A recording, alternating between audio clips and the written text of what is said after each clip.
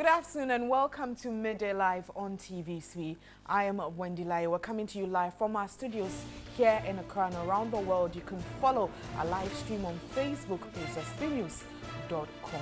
Our top stories this afternoon.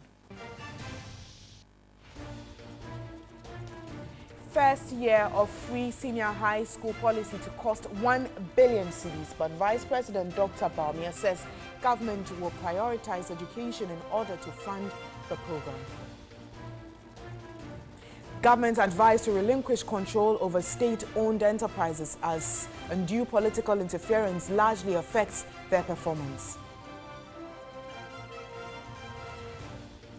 Also, Talo Ghana Limited to resume operations at the Trinibra Ninira Intumi oil fields by December this year following a 2-year suspension due to litigation with Ivory Coast.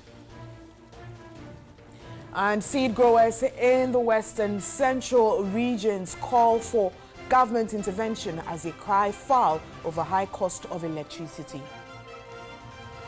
We also have the latest in sports and international news coming up over the do stay.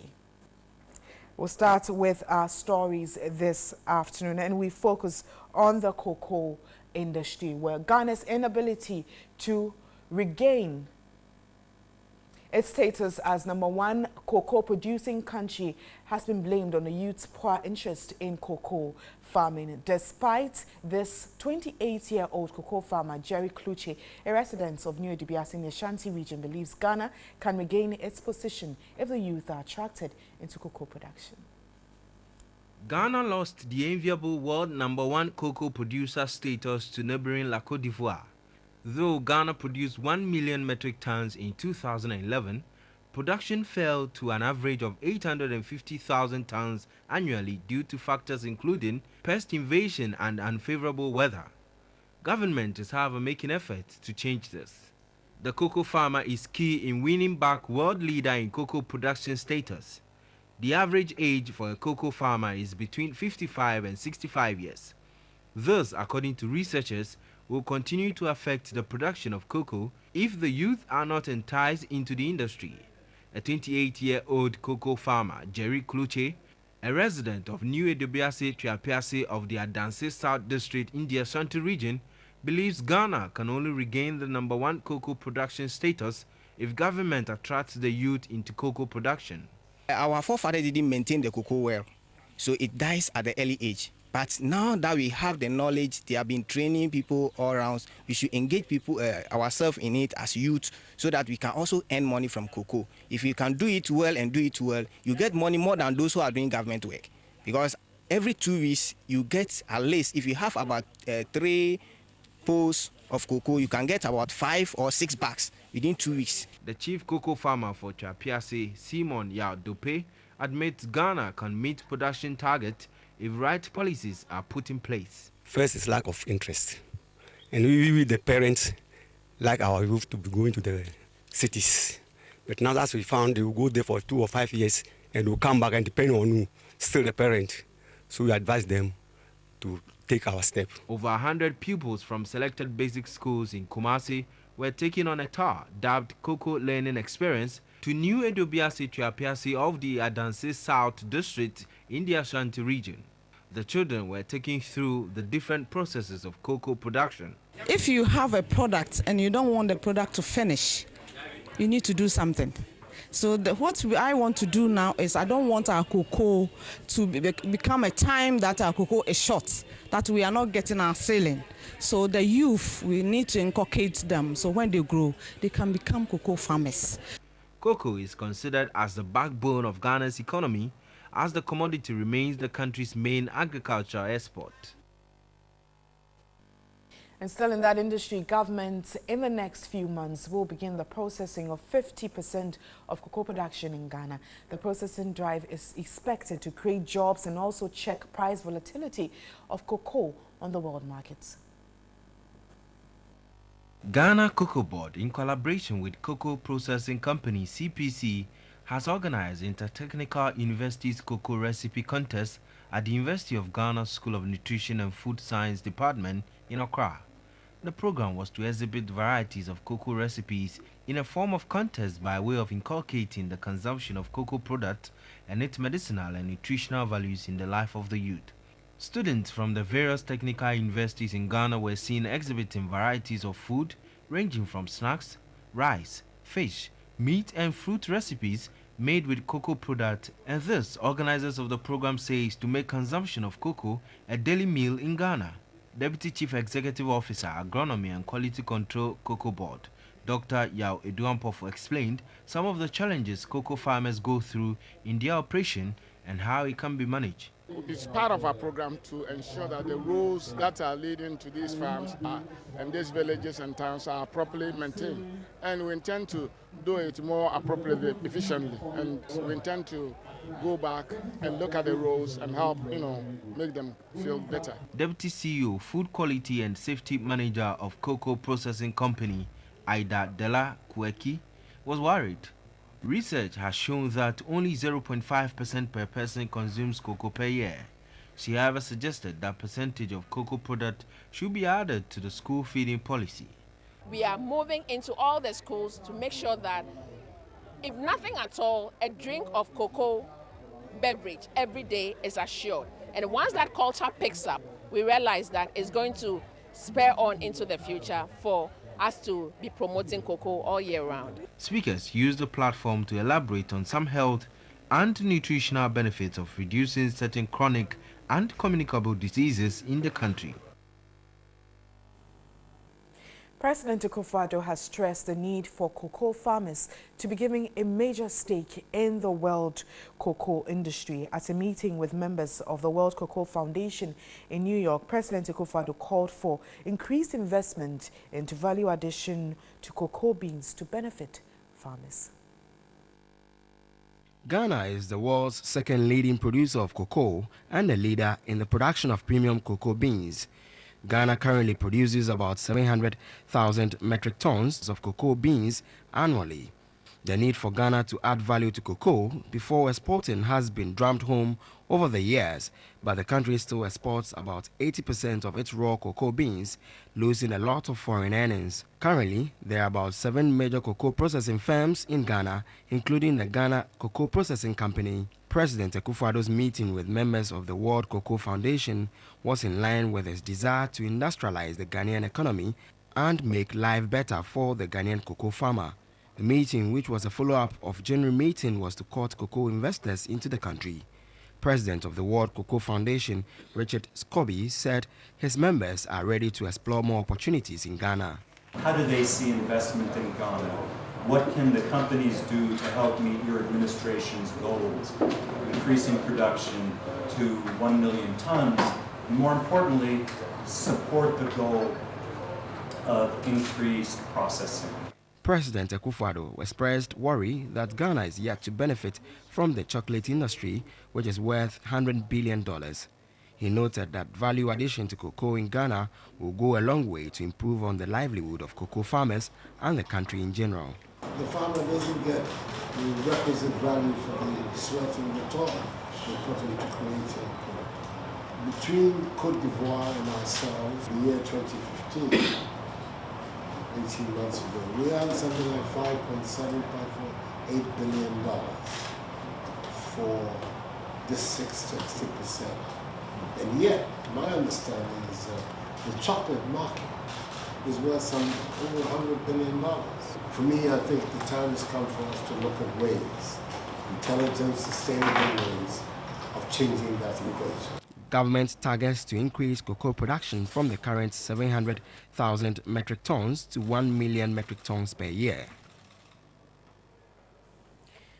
Away from that story to another trending story, and the 3-year-long maritime dispute between Ghana and Cote d'Ivoire was brought to closure on Saturday as International Tribunal for the Law of the Sea unanimously ruled in favor of Ghana. According to the ruling of the Special Chamber, Ghana's oil exploration at the 10 oil fields has in no way violated Cote d'Ivoire's maritime boundary. The chamber rejected Cote d'Ivoire's argument that Ghana's coastal lines were unstable, upholding Ghana's sovereignty over the disputed oil basin. while the tribunal rejected Ghana's claim that Côte d'Ivoire is stopped from making a claim for the disputed territory because of prior conduct, the chamber equally rejected Ivory Coast's claim that a meridian measurement is used. In consideration of the new boundary, the chamber determined that it starts from boundary 55 to 200 nautical miles away, a position which affirmed Ghana's argument. Reading the judgment, President of the Special Chamber, Justice Boalem Boagueta of Algeria, averred Ghana's argument of adoption of the equidistance method of delineation of the maritime boundary. The chamber unanimously finds that Ghana did not violate the sovereign right of Côte d'Ivoire. Point 5 unanimously finds that Ghana didn't violate the sovereign rights of Côte d'Ivoire. Unanimously finds that Ghana did not violate Article 83, paragraph 1 and 3 of the Convention. And point 7 finds that Ghana did not violate the provisional measures prescribed by the Special Chamber in its order of 25 April 2015.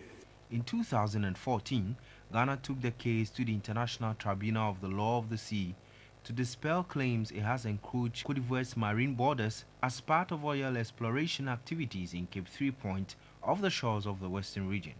Ghana's defense held that Côte d'Ivoire was barred from demanding ownership to the disputed area. It had acknowledged that Ghana owned the space without any qualms in the decade leading up to the oil discovery. And Tullow Ghana Limited is to resume operations at the 10 oil fields by December 2017 after putting it on hold for 2 years due to the maritime border disputes between Ghana and Ivory Coast. At a media engagement after the ruling, Managing Director of Tullow Ghana, Charles Darko, said the 10 fields were not affected by the new maritime boundary determined by the tribunal. ITLOS's first ruling in 2015 placed a moratorium on new projects, with all projects continuing after Côte d'Ivoire filed for preliminary measures and urged the tribunal to suspend all activities on the disputed area until the definitive determination of the case. The moratorium prevented Tullow Oil from drilling additional 13 wells. Tullow thus drilled 11 wells in Ghana's first oil field. However, in the final judgment delivered on September 23, the Special Chamber ruled that there had not been any violation on the part of Ghana on Ivory Coast maritime boundary. ITLOS, also following the ruling, determined a new boundary for the two countries. Managing Director of Tullow Ghana, Charles Darko, said the 10 fields were not affected by the new maritime boundary determined by the tribunal. The border, as determined by them, doesn't affect our 10 fields. And therefore, we can continue to pursue our business. They made it clear that we hadn't violated any of the provisional measures, and therefore, again, well, when I say we, I mean Ghana, and therefore, once again, we can pursue our operations on the Ghana side of the border without any disruption. He further indicated that they will now work with the government of Ghana to put in place the necessary permits to allow the restart of development drilling in the 10 fields. They will be in touch with the Ghana government in relation to the next major activities that we'll take up. In any business, any different aspects of the activities require different consents and permits. And what we're saying is that the next step which we are going forward for, we will make sure we have all the necessary consents and permits of the government. And that essentially is a drilling exercise in respect of additional wells. Tullow expects to resume drilling around the end of the year. Tullow's 10 field currently produces about 40,000 barrels of oil per day.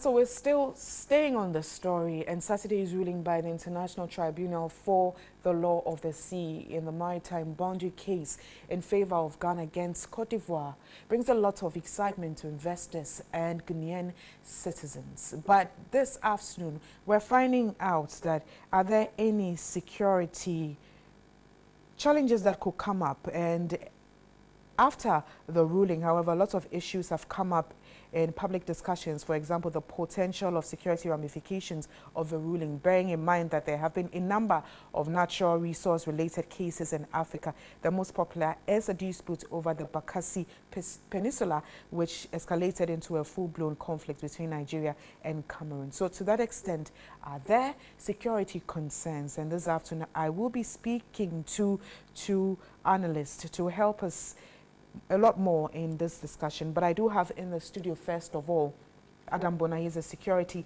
and safety expert. Good afternoon and thanks for your time. Good afternoon, and good afternoon to your cherished viewers. Judgment has been given, and there have been lots of discussions on public platforms, radio, television, through the media. Some of the concerns that have come up is that, yes, that has been sorted, but we should redraw our boundaries. What do you make of this?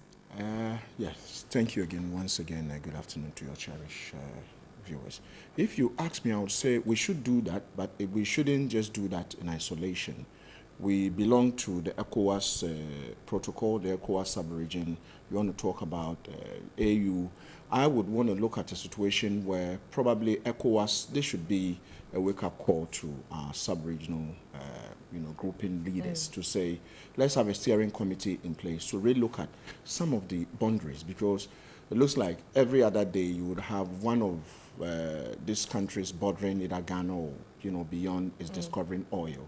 And so if we decide to really look at our boundaries and try to draw them, chances are that your neighbor would also get up and do it. But if we put in a steering committee that could do that, then chances are that you won't have a situation where there is dispute. And if you realize, we still have a couple of challenges within the sub-region. You talk about Côte d'Ivoire, Gbagbo is still in, on trial. Every now and then, Côte d'Ivoire, there is mutiny by the military. You want to talk about, call it, was in Burkina Faso. There's been a couple of, issues there. It takes just one rogue leader to destabilize the whole region. But so with we need all to be that careful. you've said, it might take some time for probably all these heads to come together and say that let's take a look at the boundaries again and put in the necessary measures. But while we do that, while we probably as a country come up and draw the others in, what do we do? Are there really security concerns? Yeah, there is, because you realize that if you've been following this whole tribunal, before it got to that point, Ghana has tried severally to engage, the Ivorians to mediate out of court. I think that would have been the best, because with that there would have been some form of agreement. But now the court has ruled in Germany. We are here. You will realize that we have the risks in what you call it, in the waters. We need to protect them.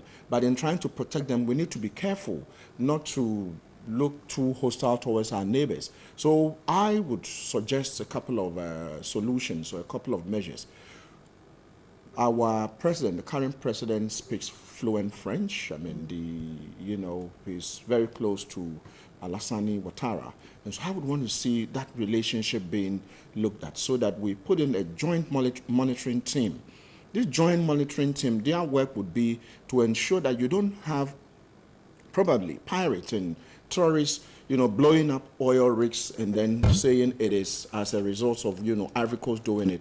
And you would realize that Ghana would have the right to self-defense should this happen. And so we need to look at that and see, how this whole thing is looked at. Okay, now let me just hold you there and go over to Skype and speak to Sunny Adib. He is a foreign policy and security analyst still on this very issue. Good afternoon, Sunny, and thanks for your time.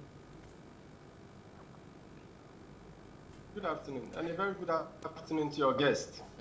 Now, we're still looking at the judgment, and a conflict over the Bakassi Peninsula between Nigeria and Cameroon is still fresh on our minds. What would you say are the lessons that Ghana could pick from the judgment, or you'd say that because the ruling has been given, it's over and done with?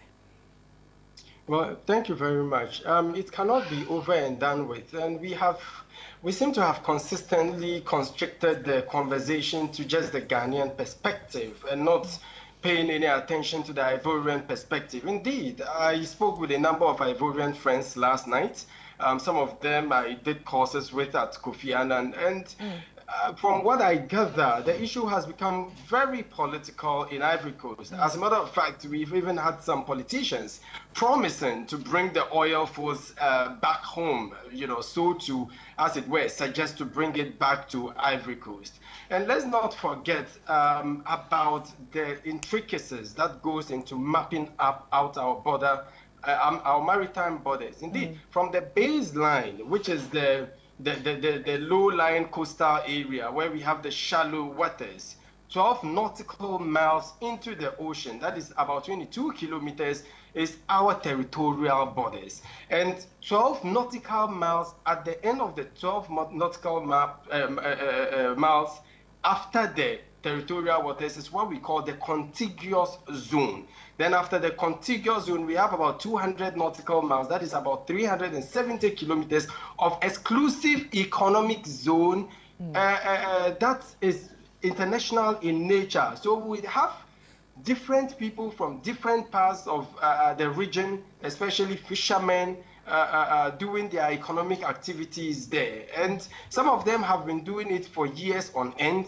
They inherited it from their grandparents. Many of them don't really understand the complexities of the International Tribunal for the Law of the Seas and all that. So we should have a strategy to, as it were, get them all to be part of the process and to respect the ruling of the court.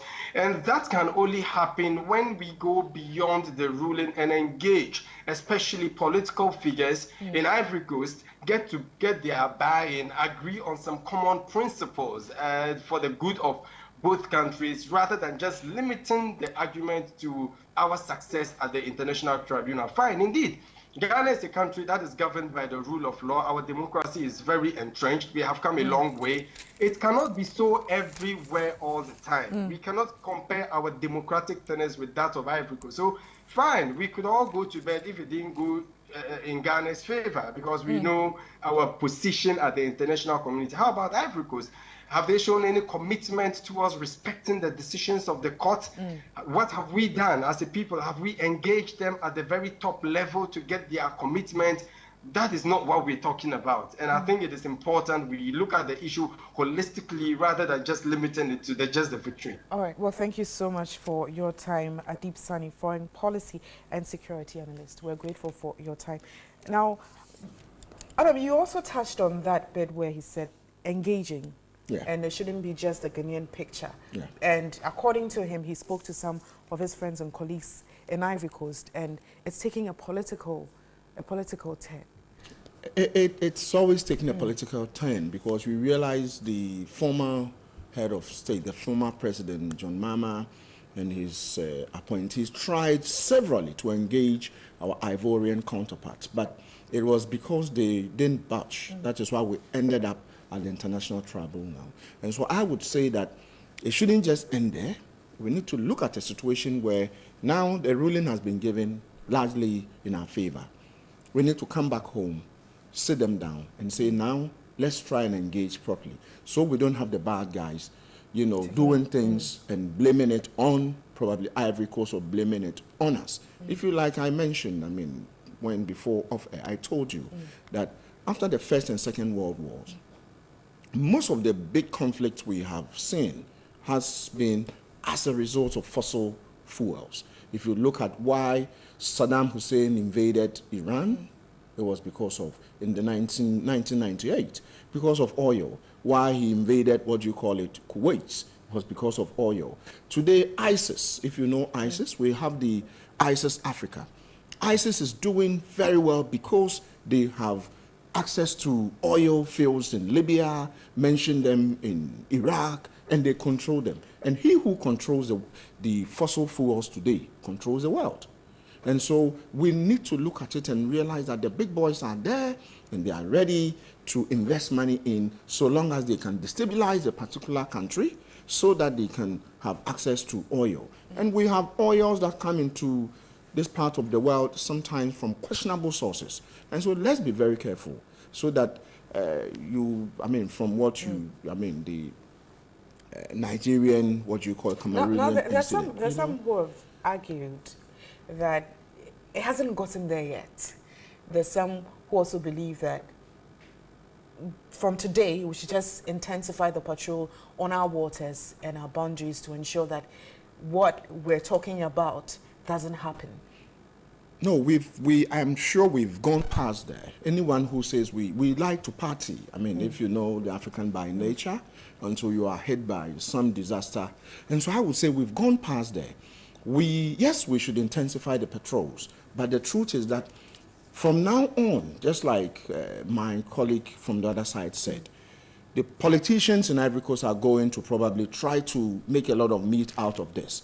How do we sort it out? If we decide to do let's put in our own patrols. But I would want to see, beyond that, let's have a joint patrol team that understands that I'm here, I'm taking care of my side, you are taking care of your side. So the bad guys don't come in between, take down one oil rig, and the rest is going to be for us to come back home and begin to ask ourselves questions. Well, and so we should look at it. Yeah. Thank you so much for your time. Adam Bona is a security and safety expert, and we're looking at the ruling and security implications. You're still watching Midday Live. To one of our headline stories, and the cost of free SHS, as the policy is 1 billion cedis. Vice President Dr. Mahamadou Bawumia, who disclosed this in Tamale, said government will prioritize education in order to fund the program.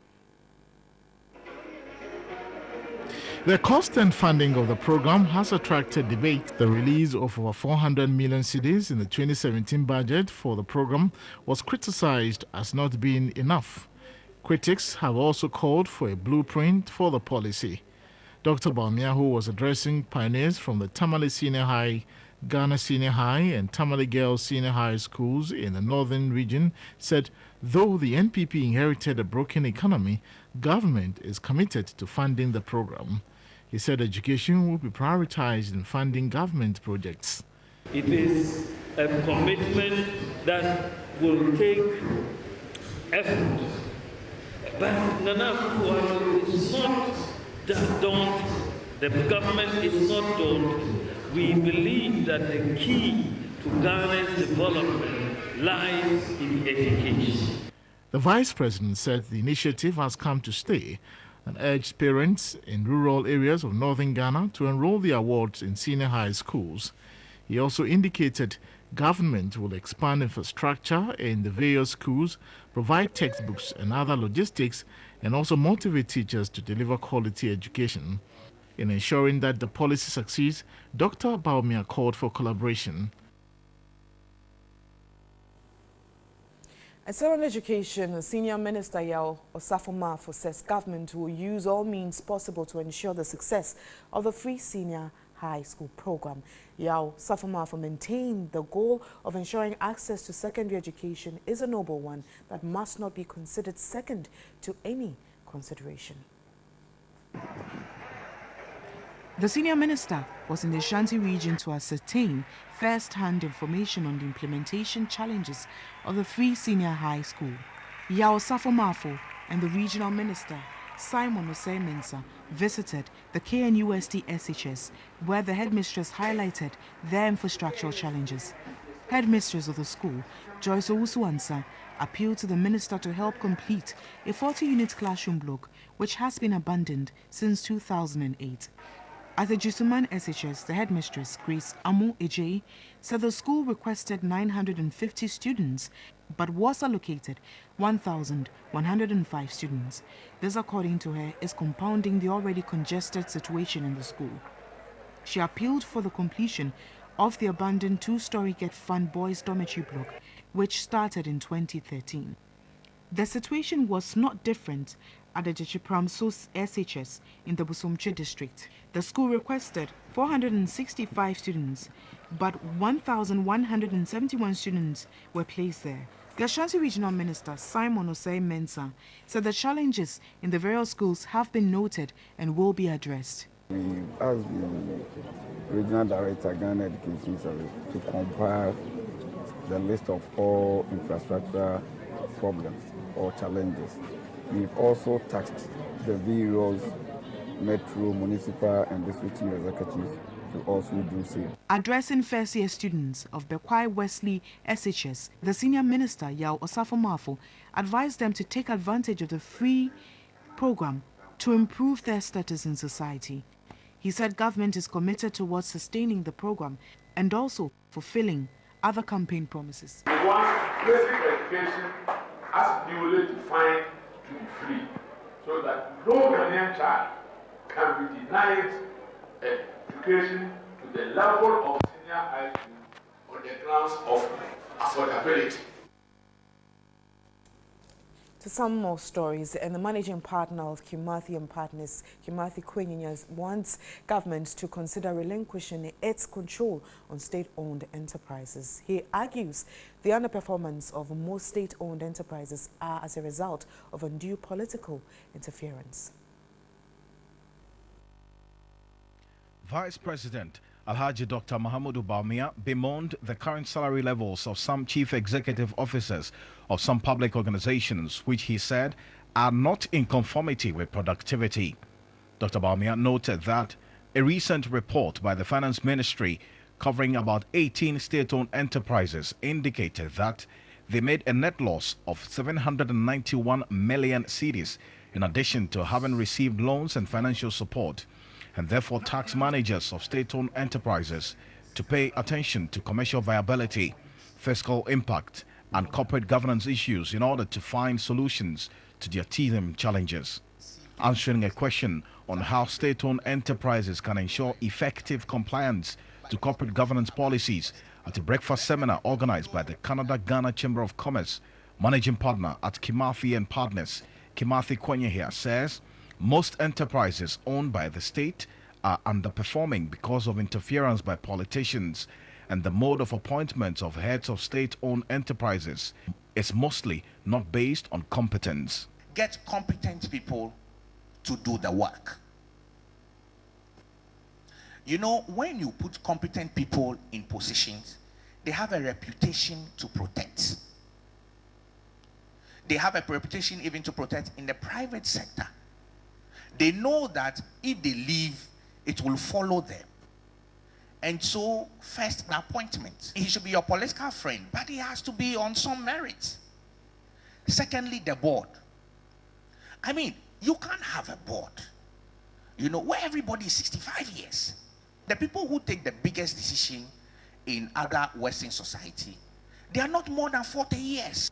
In addition, President of the Institute of Directors Ghana, Fred Ofosu-Darko, called on government to ensure that it takes its hands off state-owned enterprises so as to ensure that they become profitable. Anytime there is change of government, every government that comes in insists on his right to appoint every board of SOE and every CEO of that organization, because it is their right as according to the Constitution. What happens? The long-term strategy of these SOEs immediately gets truncated. We have more shortly. Do stay.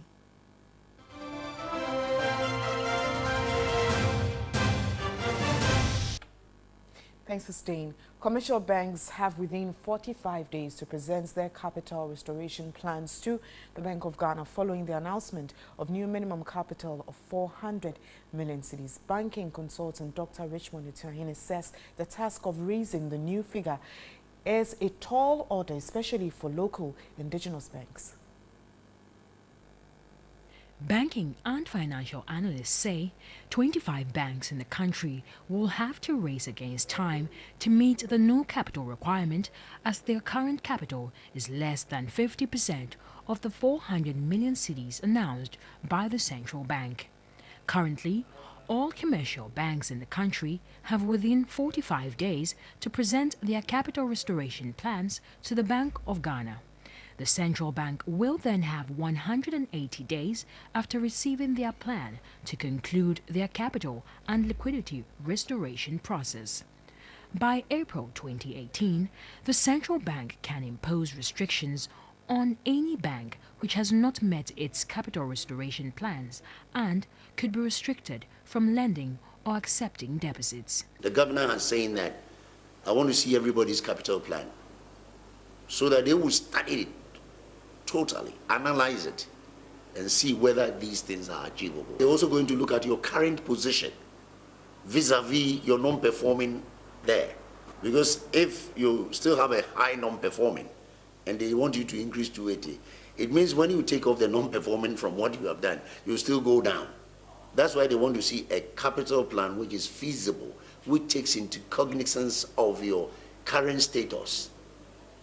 Banking consultant Dr. Richmond Echiahene says the race to meet the new capital requirement is a tall order for local indigenous banks.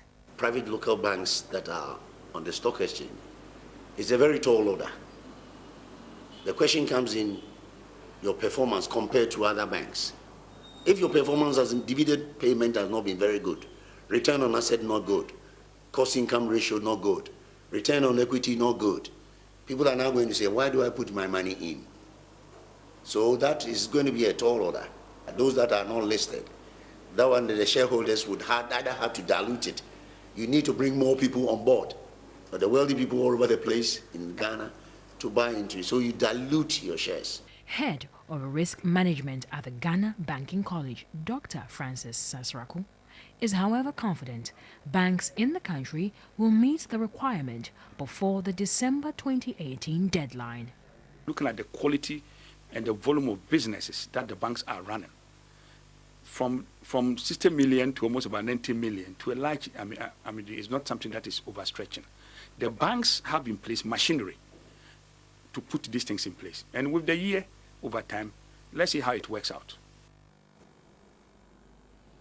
So one of our headline stories, and seed growers in the western and central regions are crying foul over the high cost of electricity, hence calling for government's intervention. They complain this will gradually affect the country's food production in the future, since the situation is warding off some seed growers. Lucy Ayambela's report.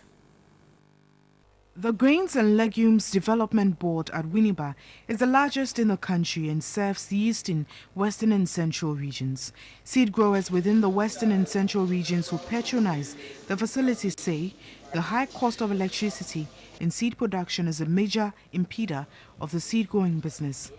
According to them, this will adversely affect the country's food production if nothing is done to reduce the production cost for growers.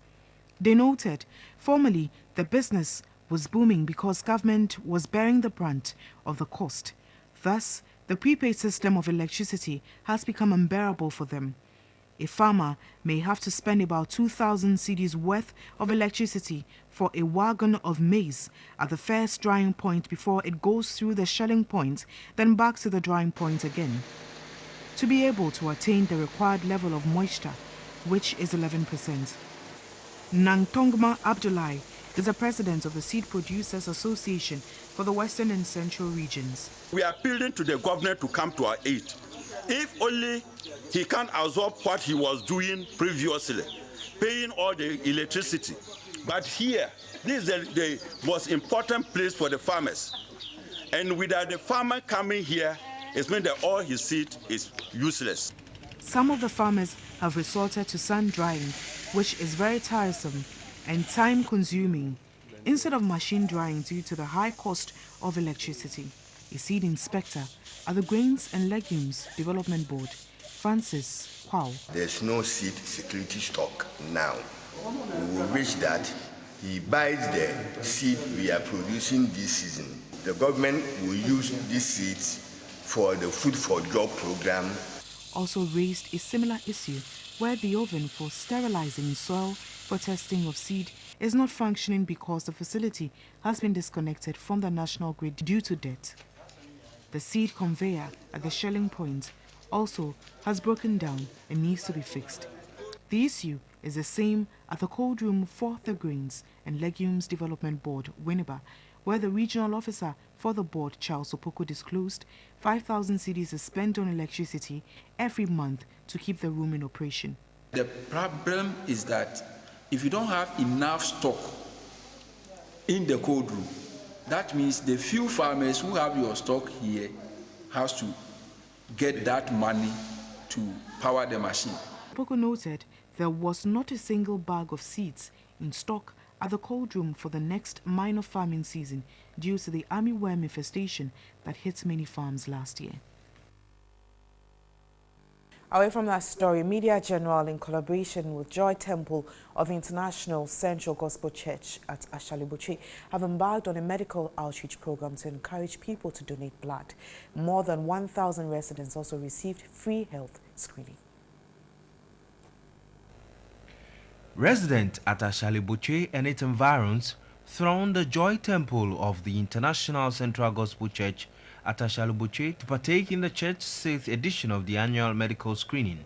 The event, partnered by Media General and supported by 3 other commercial entities, diagnosed participants with malaria, typhoid, diabetes, hypertension, as well as sexually transmitted diseases. Every time they come around here, there's only one trend that is emerging for those who have been managed for the diabetes, hypertension, and some of them are not compliant with their medications. And at least this offers us the opportunity even to talk to them and then educate them on the need to take their medication. Blood was voluntarily donated to stock the blood bank. Although few people showed interest to donate blood as at 2 o'clock Saturday afternoon, organizers say they are confident of achieving their target. Senior pastor of the ICGC Joy Temple, Reverend Godson Ahiabo, affirmed of a program to psych members to consider blood donation a priority. The blood bank needs a lot of blood to save life. So we have been psyching our members to be the people first to offer themselves and also the community to help save lives by donating blood to the blood bank. Solomon Nunu, a first-time blood donor participating in the exercise, shares his experience. I feel like I am saving a life. I feel like I'm doing something extraordinary. I'm going beyond my normal limits, doing something extra with my life. And so I would encourage everybody to try it. It's a wonderful experience. The outreach exercise forms part of activities marking the Joy Temple's 10th anniversary. We have sports next.